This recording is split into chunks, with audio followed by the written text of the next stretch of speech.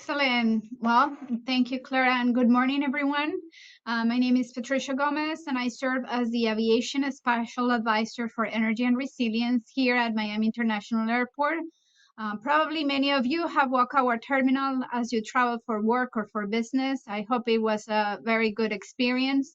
It is a pleasure to be here with you today and to moderate this important conversation on resilience, emergency management, and regional collaboration as part of the Florida Climate Week. At Miami International Airport, we are constantly navigating the intersection of critical infrastructure, climate risk, and operational continuity. Like many of you, we face the challenge of preparing for increasingly complex hazards while also ensuring that our systems remain adaptive, equitable, and future ready. As extreme weather and worsening hurricanes are impacting Florida communities more than ever before, and the changes in federal policy are shifting the responsibility of disaster response, recovery, and resilience to local governments, this conversation is very, very important. Today's panel brings together a diverse group of experts who are not only leading resiliency efforts in their own communities, but also helping to shape how we collaborate across jurisdictions, sectors, and scales. From nature-based solutions and compound flooding assessments to real-time monitoring tools and regional action plans, we'll explore how local innovation can inform broader strategies and how we can close the capacity that still exists. We'll also hear from the Southeast Caribbean Disaster Resiliency Partnership, which plays a key role in connecting science, funding, and technical assistance to communities that need it the most. As we begin, I encourage you, all the participants and all the people that have joined this panel, to think about how these insights can apply to your own work and how we can collectively move from planning to action in a way that is inclusive, data-informed, and grounded in community priorities. Thank you, everybody, for being here. And before we dive into the discussion, I'd like to invite our panelists to briefly introduce themselves and share a bit about their role and the perspective they are bringing to today's conversation. And we will start with Zach. Zach, welcome. Thank you. Hi, everybody. My name is Zach Eichholz. I'm the Chief Resilience Manager and Emergency Operations Coordinator for the City of Cape Canaveral. That's located in Brevard County, Florida, on America's Space Coast. We're just south of Port Canaveral, which is right now the second busiest cruise port in the world by passenger volume, and just further south of the Kennedy Space Center and the Cape Canaveral Space Force Station. So a lot of development going on in terms of supporting the space program and all the tourism that brings in, as well as the development that Port Canaveral has brought in with its various industries and cruise passengers. So the city of Cape Canaveral, I've been here about 6 years now. We're a small Bear Island community sized at 1.9 square miles with about 10,000 residents. But that's a very transitory population that can move in and out with the cruise passengers and with rocket launches as well. Those can bring in upwards of 500,000 visitors at any one time. And being a Bear Island, we're surrounded by water, obviously, and we have a lot of issues contending with flooding, especially in terms of urban flooding from heavy rainfall and threats from hurricanes, storm surge, coastal erosion, and things like that, which are being exacerbated, of course, by things like sea level rise. So I just wanted to quickly highlight a project that we have recently completed to assist with the resilience of our water reclamation facility. This is a picture that you could see that was taken before the project, and that is a terrifying image, if I must say so myself. That is 1.38 million gallons of sewage in our oxidation ditch. The treatment plant was built in the 1960s on a piece of land that was actually reclaimed from the Banana River Lagoon. And you can see the shoreline there is consisting of Brazilian peppers and old chunks of concrete sidewalk and asphalt to form a riprap that had no liner behind it. So that's not great. So we wanted to do something that could enhance the resilience of this particular shoreline, which is quite vulnerable to coastal erosion. We had a washout after Hurricane Irma in 2017. Fortunately, no infrastructure was damaged, but we didn't want to play around. So we started with a redo. Next slide, please. We started with a redo of the shoreline's riprap, and we brought in 100 tons of granite boulders to fulfill the space and then put a brand new liner underneath. And this is very much more of a traditional sense of shoreline enhancement and whatnot. Next slide, please. This was completed after about a week of, which was done by an entity called Career Source. So it came free to the city, which was great. But we wanted to do a lot more than this. And this is where the innovative part kind of came in. Next slide, please. So we ended up using a company called Reef Arches, and these were installed immediately in front of the new riprap. These are concrete arches that are about 4 feet tall, and they each weigh 1,200 pounds. And they're designed to not only enhance a shoreline's resilience to wave action and whatnot, but also to act as a reef. And these do this by offering space for habitat inside their hexagonal forms, which can also have tiles placed into them that can allow for the recruitment of things like oysters and clams. So basically, these are wave breaks that are breaking up a wave that comes through, but they aren't limiting any water movement, which is really nice to keep the habitat going. Next slide, please. So these were put in groups of two along a 50-foot section of shoreline right in front of the oxidation ditch. So each 2,400 pounds. And these will now serve as a mechanism of protection for the shoreline, while also a mechanism of environmental enhancement in the Banana River Lagoon, which, if anyone knows of the story of the Banana River Lagoon, part of the overall Indian River Lagoon system, it is a very troubled habitat. It has been dealing with things like stormwater pollution and muck for decades now, and is at a critical point in terms of its restoration efforts, where we started to see some improvements, but definitely have a long way to go. So these will help with that. Next slide, please. And so we were the first municipality to actually have these installed at a piece of critical infrastructure. Additional ones were installed up at the Max Brewer Causeway, actually in Titusville, the following week, which is nice to see many more units. But this is something that we want to continue doing, and we think it's important given that we want to find a balance between the traditional gray and green infrastructure in the protection of our critical assets and whatnot. So that's what I have for you today, and I'm sure we'll be talking about these later on, and I appreciate being here on the panel. Thank you. Awesome. Thank you, Zach. I'm sure we are going to talk about the project more as we move into the panel section. Now, I would like to invite Tiffany to do her intro. Tiffany? Thank you. Hi, everyone. Such a pleasure to be here today. My name is Tiffany Troxler. I'm an associate professor in the Department of Earth and Environment and director of science at the Sea Level Solutions Center in the Institute of Environment at Florida International University. Florida International University is a Hispanic serving institution with a student body of now 56,000. It's an R1 Carnegie, very high research designation, which means it's a top tier category for doctoral research universities, which signifies the university's commitment to research and contributions to knowledge, innovation, and societal advancement. And it's also been named Florida's University of Distinction for Environmental Resilience. And I'll also mention that it's home to the National Science Foundation supported Florida Coastal Everglades Long-Term Ecological Research Program, which features 180 scientists, students, and staff from 19 universities, multiple government agencies, and several organizations working together to create a sustainable future for our iconic Everglades ecosystem. And it's been ranked #1 for social mobility among all national universities by US News and World Report. So I'll just highlight two innovative resilience monitoring programs that have been developed in close collaboration with local governments and other partners. So first is the Resilient 305 Collaborative. With funding from Miami-Dade County and the National Oceanic and Atmospheric Administration, we've developed a framework for interdisciplinary science-based adaptation that aims to increase climate resilience with outcomes centered on neighborhood-scale community priorities that promote quality of life and support resilience learning over time. And the foundation for the work is the Resilient 305 strategy, which is Miami-Dade County's living document for building community resilience. And I'll talk about that a little bit more later on in the panel.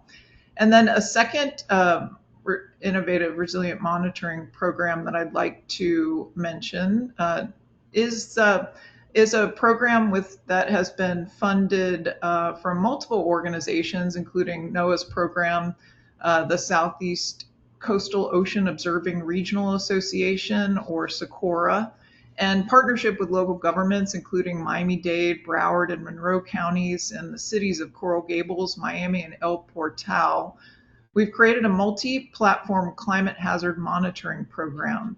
We couple measurements collected with continuous water level, temperature, and humidity instruments with citizen science measurements to increase the geographic breadth and frequency of hazard monitoring.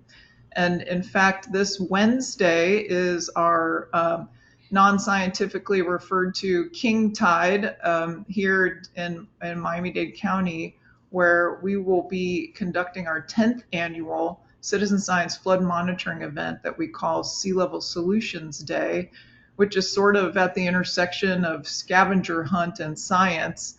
And so far, we've had hundreds of participants who've monitored flooding in over 50 locations across South Florida. Thank you. Pass it on to our next speaker.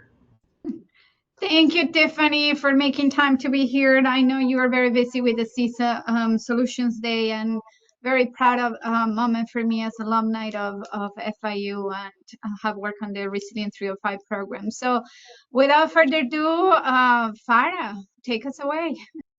Thank you, Patricia. My name is Fara Ilami, and I am the Regional Resiliency Manager at the Northeast Florida Regional Council. We cover the 7 counties of Northeast Florida, which are depicted in the diagram there. And part of our mission is to enhance the ability and opportunity of local governments to resolve issues and problems transcending their individual boundaries. So that's a key highlight of what I'll be talking about during the panel session today. Next slide, please. So our resiliency program at the NEFRC has grown from 1 person to 5 people. Our mission is to build resilience to climate-related hazards for the communities of Northeast Florida. And you can see some of our, or all of our resiliency staff members on this slide. Next slide, please. So our resiliency program, we operate in 3 main spheres of action. Those include assessing vulnerabilities, mitigation and adaptation, and military and community involvement. And you'll see at the heart of, or at the intersection of all 3 of those spheres, there's a logo there, and that logo is for our Resiliency Collaborative, which I'll talk about on the next slide. So our Regional Resiliency Collaborative is called Resilient First Coast, and we are based on 4 main pillars, which include environment, quality of life, infrastructure, and economic resilience. And our vision is that we will promote regional cooperation on those initiatives to adapt and thrive in the face of acute shocks and chronic stresses related to climate change. We have a wide array of membership, including local governments, businesses, and so on and so forth. And we've already produced many work products, as you can see on the slide here. And our website is resilientfirstcoast.com if you would like to go to that and explore more about the Resiliency Collaborative. Next slide, please. So I'm going to highlight 3 main projects today and briefly touch on each of them that we are working on either as a collaborative or through our resiliency program at the NEFRC. So first of all is our Regional Resilience Action Plan. This action plan was completed in 2 phases so far, and 3, and the 3rd phase to upcoming. Phase 1, we collected background information and established the needs, and we defined goals, objectives, and best practices. In phase 2 is where we really got down into the nitty-gritty and completed 34 implementable actions and 83 sub-actions with partnerships to be leveraged. And in phase 2, which is the cover of which is on the slide here, we divided our actions and sub-actions into 3 main buckets: facilitate, guide, and analyze. And I can provide more information about that, but it's also on our website at resilientfirstcoast.com. You can download the Regional Resilience Action Plan Phase 2 now. And Phase 3, which we're going to be completing this fiscal year, involves metrics and funding streams for each action. And we are completing a regional vulnerability assessment analysis, and we're going to incorporate the findings from that analysis into Phase 3 of the action plan. Next slide, please. The second project I'd like to highlight is our nature-based solutions in vulnerable communities. So we are working with the South Atlantic Salt Marsh Initiative Partnership, which is a network of over 300 partners across the 4 southeastern states, North Carolina down to Florida. And the overall goal of SASME is to enhance the long-term abundance, health, and resilience of 1 million acres of salt marsh. And then specifically the project that we're working on with SASME, the Northeast Florida Regional Council is the lead in Florida in partnership with the North Florida Land Trust. And we are identifying sites for nature-based solutions to mitigate flooding. And this project also includes community engagement and science-based analysis as part of the overall project. And last but not least, I'll highlight one more project, next slide, and that is our Flagler County compound flooding analysis. So the diagram here illustrates what we mean by compound flooding, which I can go into more detail later. The image on the right is one of many images of the results of the compound flooding analysis. And one main point I'd like to highlight is that the compound flooding analysis is informing our adaptation planning for the county.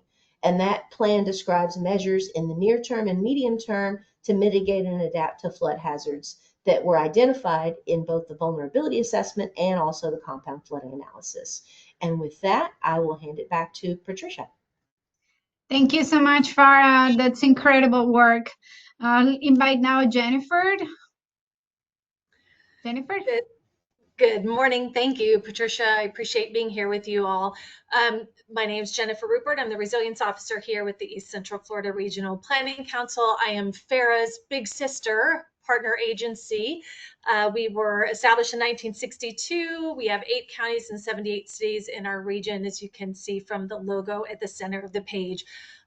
We have a collaborative similar to Fara called the East Central Florida Regional Resilience Collaborative.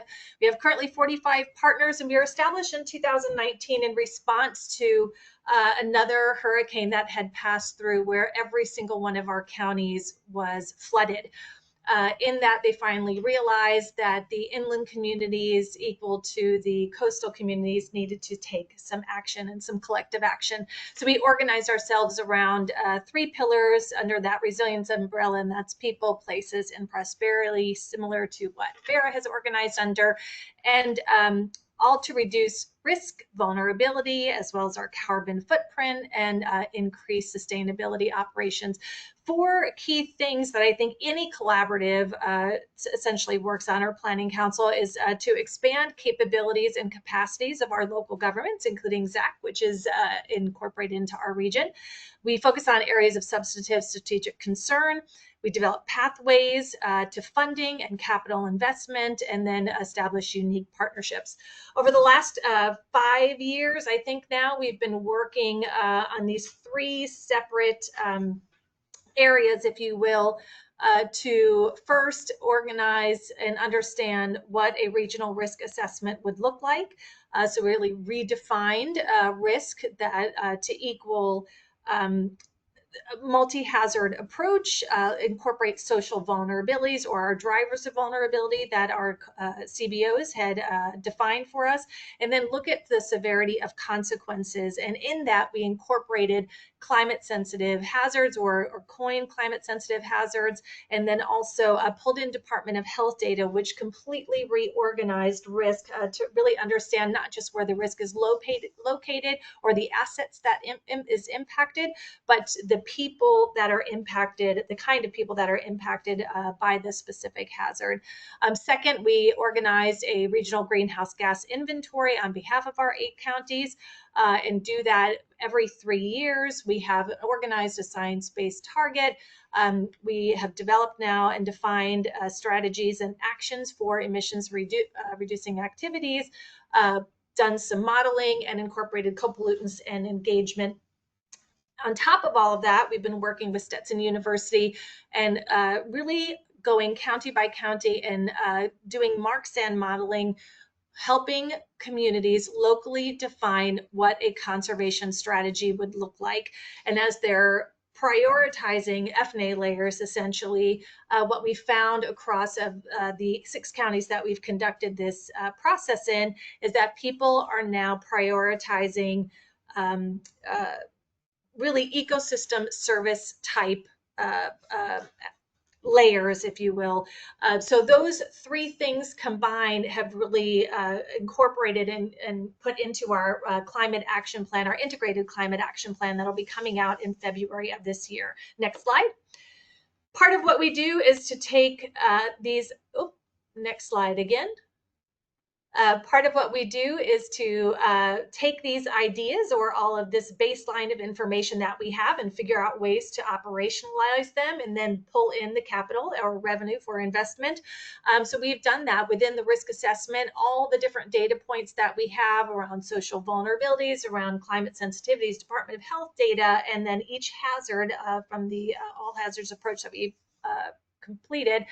We have now a regional risk assessment tool or a risk assessment tool where any county in our region can go and sign into vulnerabilitymap.org and pull down from an emergency management lens their CEMP plan, their LMS plan, and various others, but it provides them all the data, graphs, charts, maps that they could need to support to support any of their state or federally required plans, and it's done for the entire state of Florida. Next slide. You can just keep hitting it. Yep.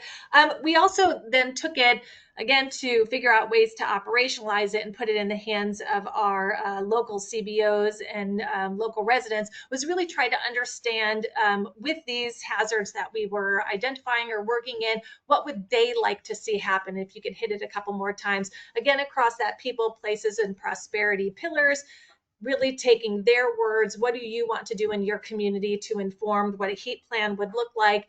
We took those words and put it into basically 3 actions for a extreme heat plan. Next slide.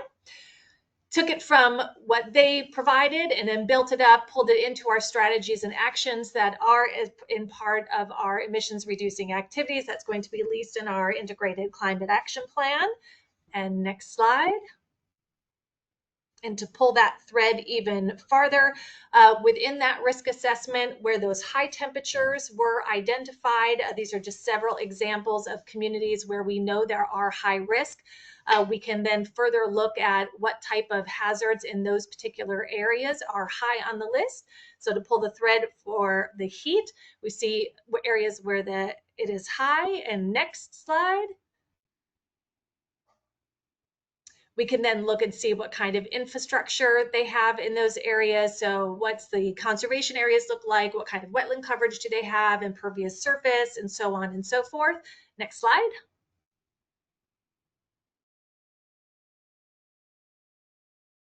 And then it'll move into those social vulnerability indicators. I think most areas focus on the CDC indicators, which are about 15. We've put that up into 32 different indicators and look at different things so you can see not only what kind of people are located, but what kind of resources you would want to deploy pre and post disaster. Next slide. All of this will be released as part of our upcoming leadership summit, where we will roll out this integrated climate action plan. And I will hand it back to Patricia with that. Thank you so much, Jenifer, for telling us the critical work that is happening in the East Central Florida. And now we move up north, certainly last but not least, Claire. Thank you so much. I'm really happy to be here today. My name is Claire McGrath. I am the Interim Director of the Southeastern Caribbean Disaster Resilience Partnership, or SCDRP. We are a regional collaboration network for professionals in emergency management, resilience, and disaster preparedness, response, and recovery. So our geographic footprint includes North Carolina, South Carolina, Florida, Georgia, Puerto Rico, and the U.S. Virgin Islands. SCDRP is an affiliate of the Southeast Coastal Ocean Regional Observing Association, or SICORA, which serves as SCDRP's fiscal sponsor and administrative home. So SCDRP recognizes that the resilience challenges faced by communities in Florida and across the region are not going to be solved by a single entity, especially as extreme weather worsens and becomes more frequent. The many individuals and organizations who are working on these issues, from the neighborhood association all the way up to the federal government and everything in between, need to come together to share resources, opportunities, and to coordinate and collaborate. So SCDRP serves as the connector between these many diverse entities from different states and sectors and territories. Since SCDRP was formed in 2016, it has now grown into the largest cross-sectoral multidisciplinary network for resilience and emergency management professionals in our region. So what do we actually do? Very briefly, we connect professionals across the region with resources, funding potential, and networking opportunities. We are a membership organization, so by joining SCDRP, members have access to our network of over 100 professionals across the region from different sectors. Our mentorship program, which I'll talk a little bit more about in the questions, connects students and early to mid-career professionals working in these fields with experienced professionals for guidance and professional development. And throughout our network, we make introductions and connect members to collaborate on projects, grants, and opportunities. We coordinate events, webinars, and convenings. So each year we host the in-person SCDRP annual meeting. We also hold virtual monthly SCDRP partnership meetings. They feature new speakers each month to share tools, case studies, projects, lessons learned, experiences, and perspectives across the region. And lastly, SCDRP communicates information and opportunities. We send out bi-weekly newsletters to share regional updates, funding announcements, jobs, calls for collaboration, and other important news. Our website also includes regional resources, funding opportunities, and a job board. We have a calendar of events and conferences. And we also share a lot of information on our LinkedIn and our YouTube channel. So our planning is underway for the SCDRP 10th anniversary annual meeting. It will be in Charleston, South Carolina on March 4th to 5th, 2026. The theme of this meeting will be navigating extreme events, doing more with less together. And you'll see we'll touch on that theme during this panel today as well. So this annual meeting will highlight proactive and collaborative strategies for navigating disasters in a future where state and local entities may have fewer resources and support for disaster preparedness, response, and recovery. So that collaboration is going to become increasingly important. The meeting will convene practitioners and stakeholders from across sectors and fields to identify and share innovative approaches that enhance state, territorial, tribal, and local emergency management capacity, and highlight resilience strategies to bolster preparedness. And in the questions, I'll talk a little bit more about some of the outcomes of these meetings and why it's so important to gather together in person. So I would invite you to visit our website to learn more about what we do. You can learn about how to become a member, sign up for our newsletter, explore our resources. You're also welcome to reach out to me via email. We're always open to new collaboration opportunities. But with that, I will turn the floor back over to Patricia to get us started with our Q&A. Thank you so much, Claire. That was an amazing rapid fire run of intros, so much information. I invite people that are listening today to start thinking about questions. We are going to have a few prepared questions that I'm going to ask the panelists, but we also saving time to get to your questions, which I'm sure you have plenty. So let's continue with the community engagement and co-creation team. And I'm gonna ask Tiffany to expand a little bit, how can local agencies engage their communities in a meaningful way? Can you share examples of collaboration or co-creation of resilience solutions that have worked well in your experience? Feel free to speak about your partnerships with Miami-Dade County and other cities, and how community priorities are integrated into long-term resilience monitoring. Thank you, Patricia. Yeah, so I'm happy to speak a little bit more about the Resilient 305 Collaborative. So the collaborative, it leverages subject matter experts and practitioners among multiple academic institutions, local governments, and nonprofit organizations, which we've heard a number of really nice examples of today. And our perspective is that resilience is not a one size fits all, and it's, in a large county like Miami-Dade County, with nearly 3 million residents, priorities are often best defined by community members based on what defines their quality of life and the specific issues that we are experiencing in our neighborhoods. So collectively, what we try to do is integrate qualitative and quantitative information to promote resilience outcomes prioritized by communities in their neighborhoods and build opportunities for resilience learning. And this goal of resilience learning highlights the reality that we're learning how to build resilience while we're doing the work, and we can build opportunities to capitalize on what we learn to improve how we build resilience over time with each new project and program. So some of the quantitative information that we generate is some of the climate hazard monitoring that I mentioned, and conducting an inventory of resilience projects and programs and where they're being implemented. And then qualitative information, which is bringing in perspectives of community members. And we do this in an event that we call a climate walk and talk. And here we identify sites and projects, community assets to highlight on a walking tour of a neighborhood, and then conduct activities and focus groups where we discuss what priorities community members have, what climate hazards they're facing, and how they're managing them, and what types of investments would help them both manage those climate hazards that they're experiencing and promote quality of life. So we try to bring all this information together in what we call resilience learning framework, so that we can help thread the needle on what people prioritize in their neighborhoods and the resources to support them as part of climate adaptation work going forward.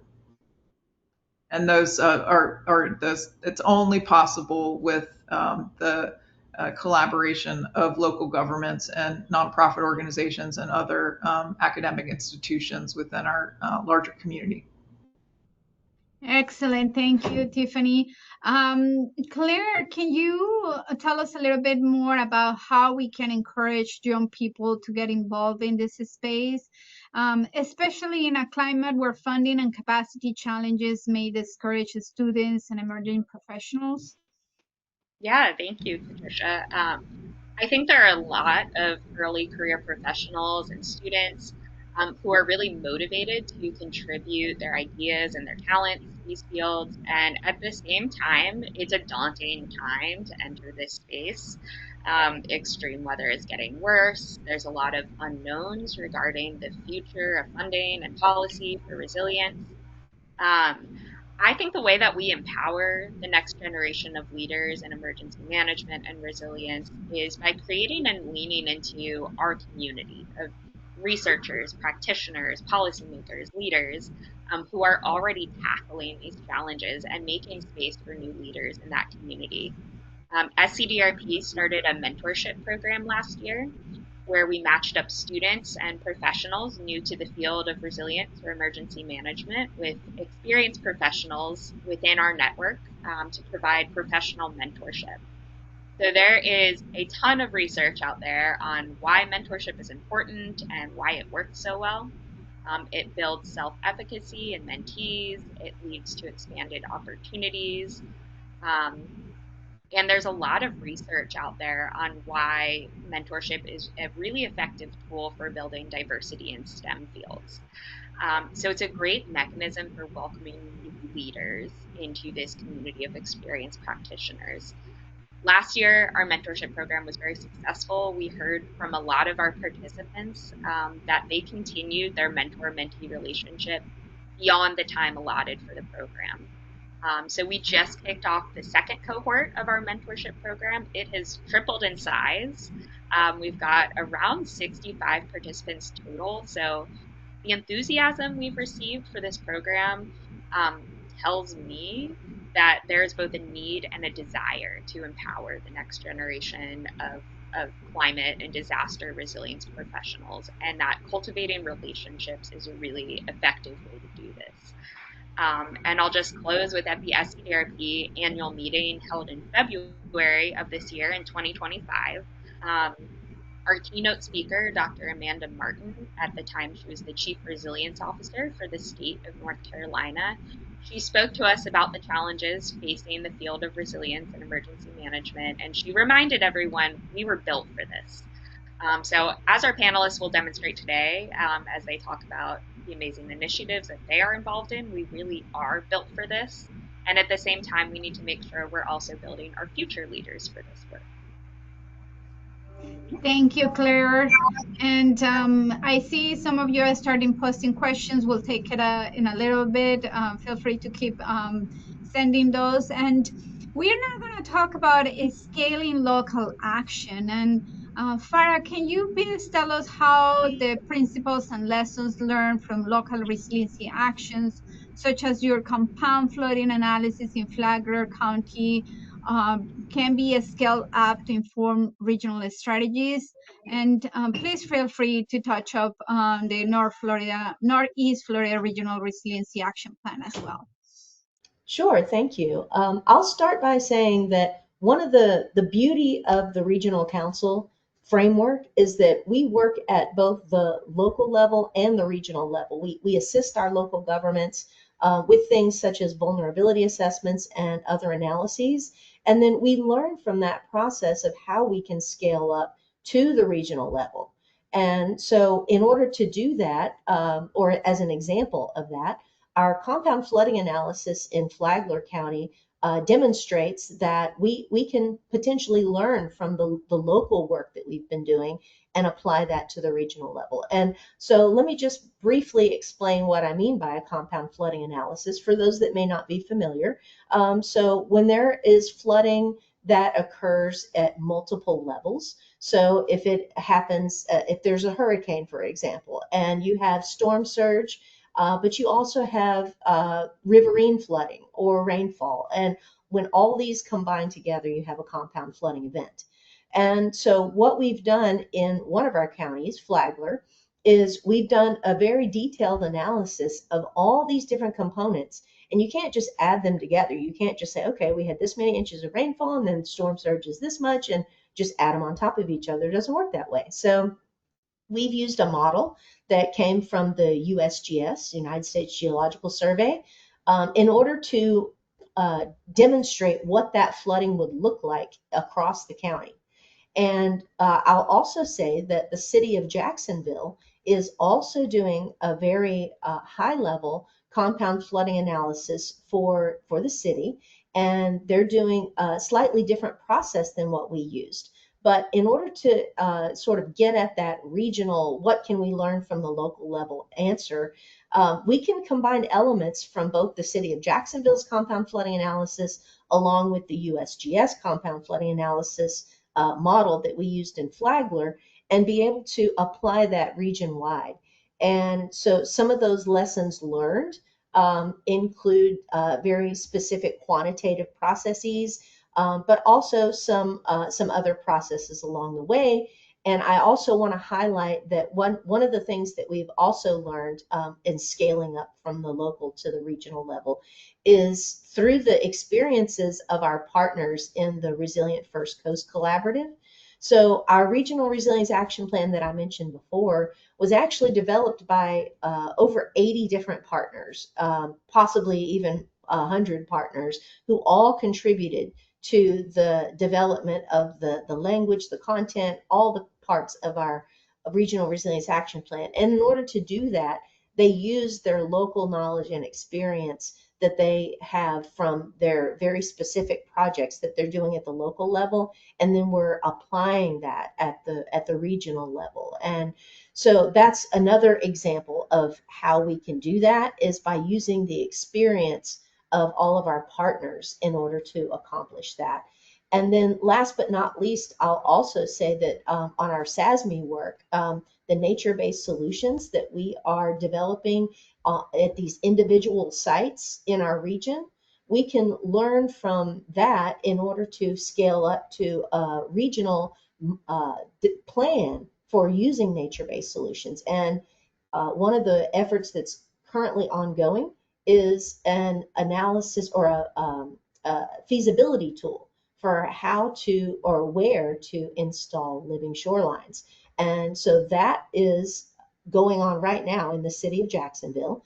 And so that is yet another tool in the local level that we can apply throughout our region. So those are just some examples of how we are scaling up. Thank you.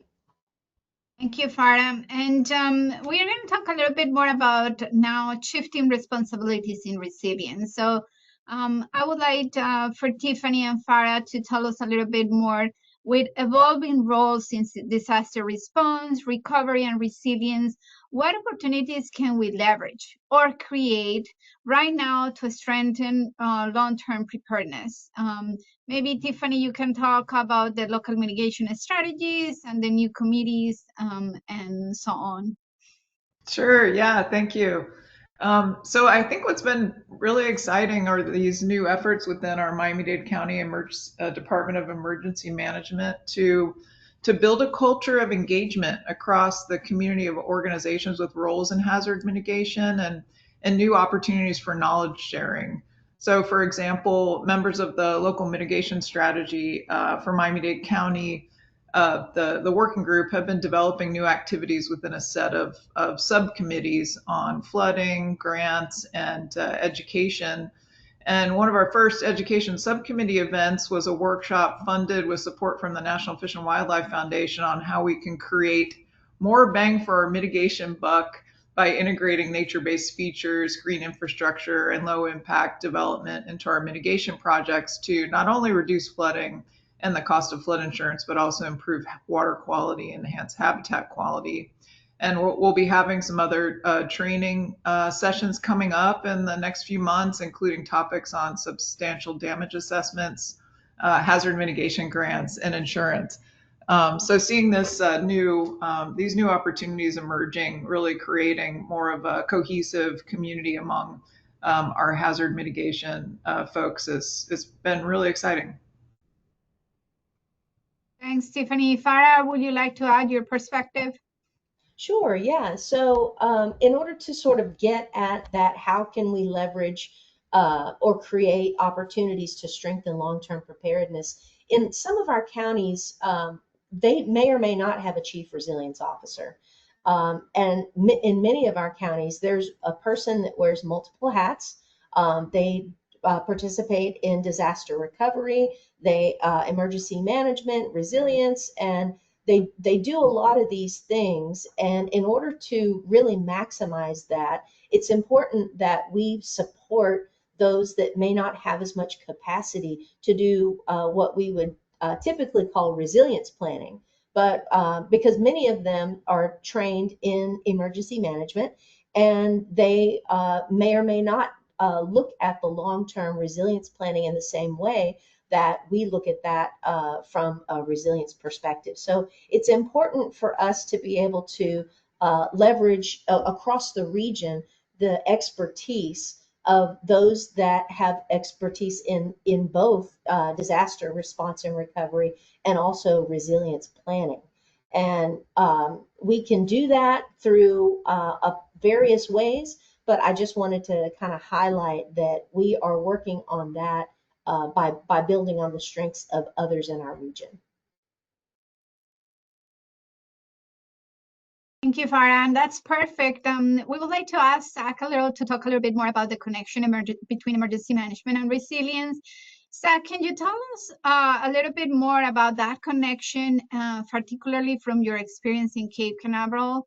I know you talk about the shoreline hardening at the wastewater treatment plant, but let us know what other projects and how do you inform day-to-day decisions? Yeah, sure. So, like Fara said, we do wear many hats, quite literally.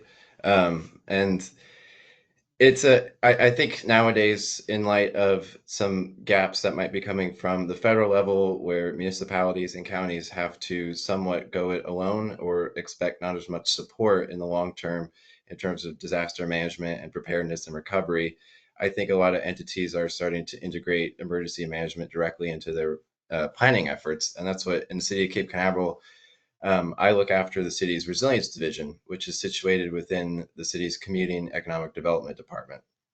So this is a division specifically mandated to consider long-term planning efforts for future hazards, disaster adaptability, and also somewhat uniquely, the city has no fire department or police department of its own. Those are outsourced to Brevard County. So Canaveral Fire Rescue looks after fire services, and the Brevard County Sheriff's Office looks after law enforcement. And we actually split those costs 50-50 with Port Canaveral immediately to our north. So that's very helpful, and we appreciate that. But that does require somewhat of a middleman to coordinate efforts between those entities, since they don't directly answer to, say, someone like our city manager, right? Obviously, they would be there to protect us in any way that we need, and we always appreciate their support. But in my role as chief resilience manager and emergency operations coordinator, that is what is going on, where we basically are saying, hey, from the city staff side, this is what we're seeing in the community. We need help with this. Can you do that kind of thing? And then we also bolster their efforts with that long-term planning component that comes in with the chief resilience manager side of things, and say, hey, with your efforts, you're really good at dealing with acute shocks and stressors, but what about this? What about that? And then that's, coming into the projects like with the reef arches that was done, that was a long-term planning effort to mitigate, obviously, coastal erosion and whatnot. And in doing so, with I think what was said earlier, with doing more with less, right? So a traditional seawall would have been hundreds of thousands, if not millions of dollars along that shoreline. But those reef arches were put in place for a procurement cost of only $20,000 with an additional $20,000 of installation. So you're getting a really big bang for your buck on protecting a critical piece of infrastructure that would cost well into the millions of dollars to replace and repair if something ever happened, plus the additional cost of the negative impacts to the community, right? Because if that oxidation basin went offline, no one in Cape Canaveral would be able to use a sink or a toilet or a bath. You can imagine the knock-on of the socioeconomic effects of that. So really kind of combining that middle ground of long-term, short-term, and then just having an entity there that can coordinate between departments as well, because unfortunately there is a lot of siloing that can occur. People have enough to do. They're running around trying to figure out what they need to do, let alone what the person in the next department is trying to do. So having that nexus, so to speak, I think is super important into what the future of emergency management has for cities and counties at the local level. Thank you, Zach. You are very busy indeed with so many hats, and you do it very well. So let's talk a little bit about how proactive planning and risk reduction can help us. Jenifer, how can we better integrate planning and mitigation efforts before disaster occur? What role do risk assessment play in this proactive approach? Tell us a little bit more about your regional scale multi-hazard risk assessment and work. Thanks, Patricia. So I think Zach kind of nailed it on the head when he started talking about, everybody working in their silos, and he has the capability to pull everyone together.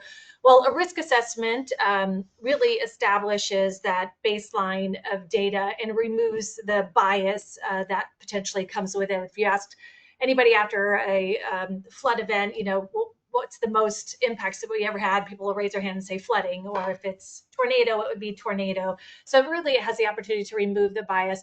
And then that can be translated into the baseline of action, really mobilizing those teams that Zach was speaking up to address the specific targeted locations.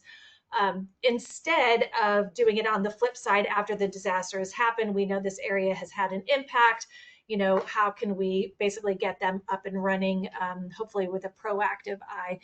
I think if with the opportunity to conduct a risk assessment and spatially organize and understand where risk is located in a given location and who is impacted by it, it really allows planners and emergency managers and administrative to consider the what if instead of what is, and then think about how to do things differently. So establishing that consistent risk definition and resilience metrics, taking into account different requirements at the federal and state level, which of course, FEMA, Resilient Florida requirements, you really have an opportunity to expand the opportunity or to expand what you're looking at.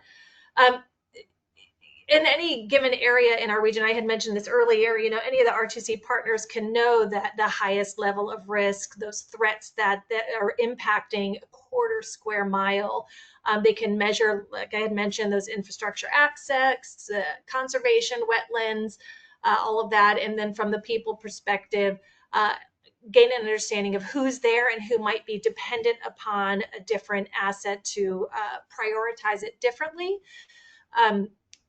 So if they need to, understand if there's a household without a vehicle or a nursing home residence, those folks are going to require different support or different response or investment in those particular areas. Thank you, Jenifer. And that talks a little bit about the data and how you have used that data. So bridging that science and practice, Claire, one of SCDRP's strength is connecting science with the on-ground action. What are some successful examples of translating research into practical resilience or emergency management strategies? Yeah, thank you.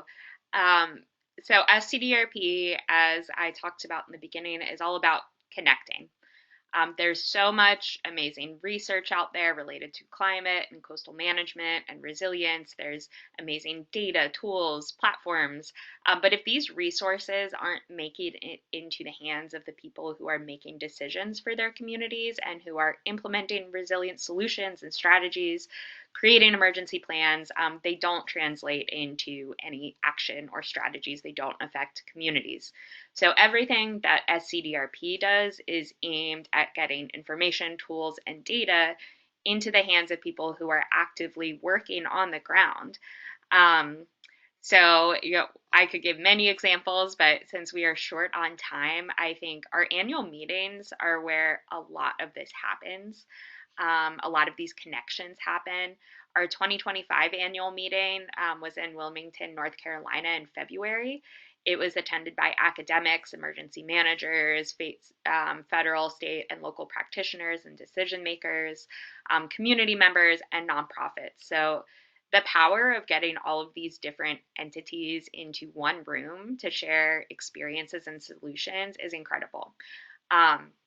One of our panelists was Miss Anita Collins. She is the chair of her neighborhood planning assembly in Brunswick, Georgia. So she truly is doing that on the ground work in her neighborhood. And at the end of the meeting, she gave SCDRP probably the highest compliment that we could have received, which is she said that she learned valuable information at the meeting.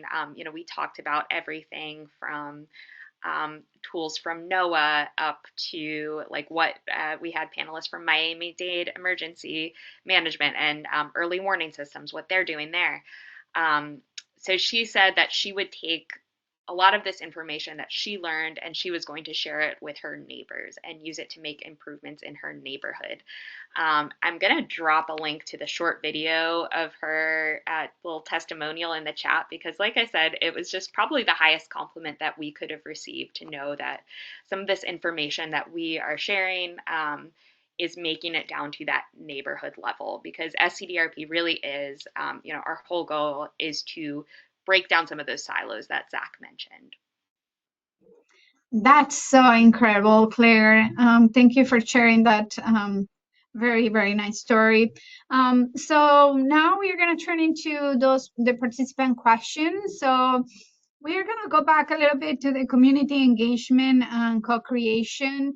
And Scott Lewis asked, along the lines, there has been several connections to university mentioned for this resiliency work. Can you talk about any work you have done to encourage K-12 teachers and students participate in resilience work in Florida? So I don't know which of the panelists would like to talk a little bit about that.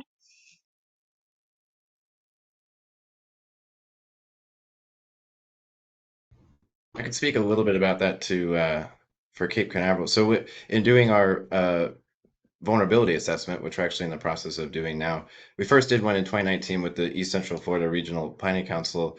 And in the creation of that document, understanding things about like flood vulnerabilities, storm surge, sea level rise, we collaborated with our local elementary school to get the children involved to see what they considered to be the risk to their community and what they wanted to see as the future in a community that they would want to live in.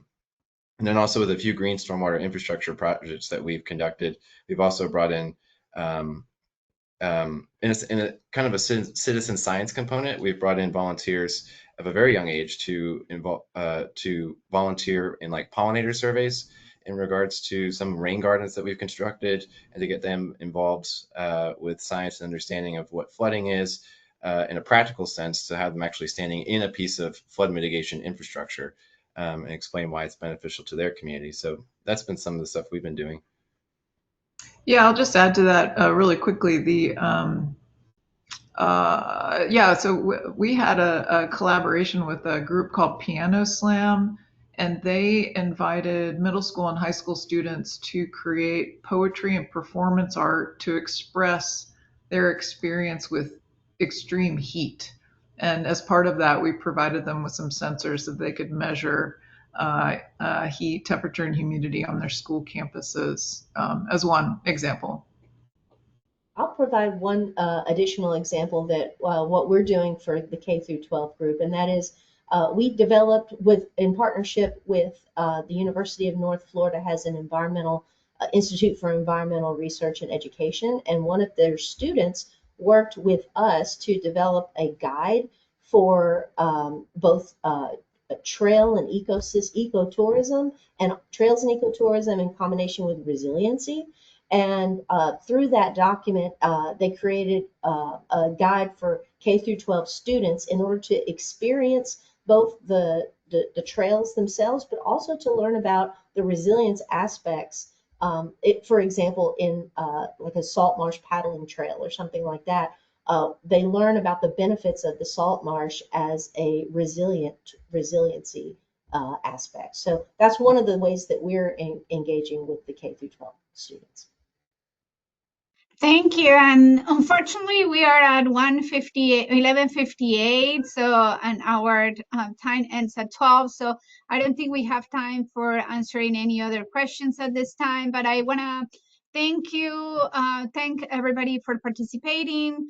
Thank you for such a rich and insightful discussion. Today's panel highlighted the incredible work happening across our region, from community-driven resiliency planning and real-time monitoring innovations to regional collaboration, nature-based solutions, and multi-hazard risk assessments that integrate public health and climate data. What has stood out is that while each of our panelists bring a unique perspective, from emergency management to long-term adaptation planning, we are all working towards the same goal: building a resilient, adaptive, and equitable communities that are prepared not just for today's challenges, but for the uncertainties ahead. We also heard how partnerships, data, and local leadership are essential to scaling solutions and closing capacity gaps, especially as responsibilities shifts and resources evolve. Thank you again to our panelists, Tiffany, Fara, Jenifer, Zach, and Claire, for sharing your expertise, and to all of you for being part of this important conversation. Let's keep the momentum going and continue to support one another in turning resiliency plans into actions. Thank you so much, everyone.